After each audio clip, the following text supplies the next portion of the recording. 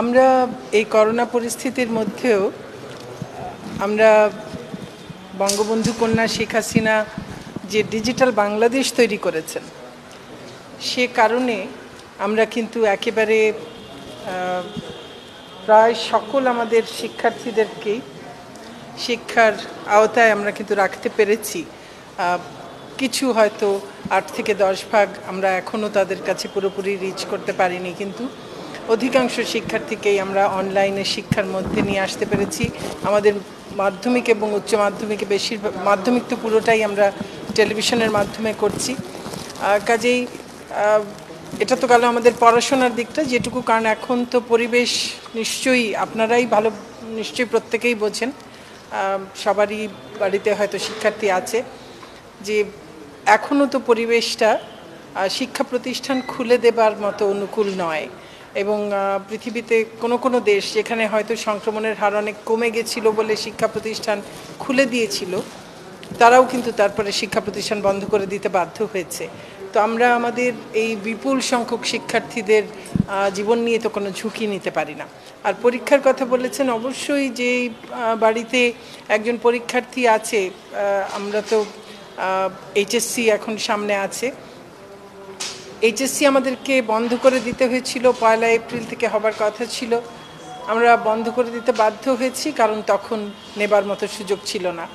এবং এটা এখনও নিশ্চয়ই আপনাদের কাছে স্পষ্ট যে আসলে এখনও এত বড় একটি পাবলিক পরীক্ষা, যেখানে শুধুমাত্র পরীক্ষার্থীর সংখ্যাই 14 লক্ষ, তার সঙ্গে শিক্ষকরা আছেন যারা সেখানে পরীক্ষক হিসেবে যারা থাকবেন, আইন শৃঙ্খলা রক্ষাকারী বাহিনীর সদস্যরা থাকবেন, পরিবারের সদস্যরা আমাদের সাধারণত পরীক্ষার্থীদের সঙ্গে আসেন, এবং এদের অধিকাংশই কিন্তু গণপরিবহনে যাতায়াত করবেন। এই বিপুল সংখ্যক মানুষের এবং তাদের পরিবারের জীবনের ঝুঁকি নিয়ে একটা পরীক্ষা শুধু চাইলেই তো আমরা করে ফেলতে পারি না, আমাদেরকে অনেক জিনিসই ভাবতে হয়।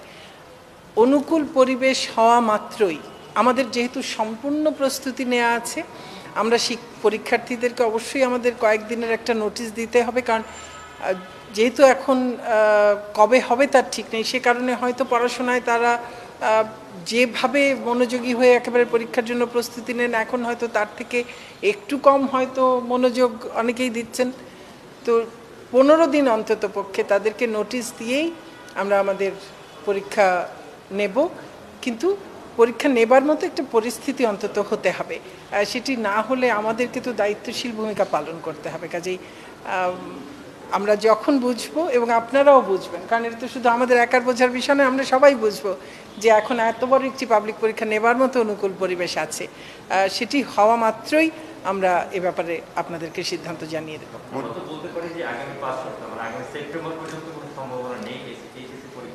মানে এখন তো বলতে পারছি না, আজকের কথা বলতে পারছি না, তো আজকে যদি বলতে না পারি তাহলে অন্তত পক্ষে আগামী 15 দিনের মধ্যে হবার কোনো সম্ভাবনা নেই। এরপরে যখন অনুকূল হবে তারপরে হবে। কাজে আসলে এখন তো কোনো, যদি আপনারা আমাকে বলতে পারেন কবে নাগাদ করোনা চলে যাবে, তাহলে আমি তারিখ বলে দিতে পারি।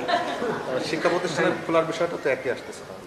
অবশ্যই শিক্ষা প্রতিষ্ঠান খোলার বিষয়টাও যদি স্বাস্থ্য ঝুঁকি না কমে, তাহলে সেক্ষেত্রে তো আমাদেরকে, এবং আমরা কিন্তু এই বিষয়টায় আমরা সকলে, এবং এই ক্ষেত্রে মিডিয়ার একটা খুব বড় ভূমিকা আছে, যদি আপনারা আরও বেশি সবাইকে উদ্বুদ্ধ করতে পারেন, আমরাও চেষ্টা করছি, আপনাদেরও যদি পুরোপুরি সহযোগিতা পাই, তাহলে যদি সকলেই স্বাস্থ্যবিধি খুব সঠিকভাবে দেশের প্রত্যেকটি মানুষ যদি মেনে চলে, তাহলে কিন্তু খুব দ্রুতই আমরা আমাদের সেই কাঙ্ক্ষিত জায়গাটাই পৌঁছাতে পারি।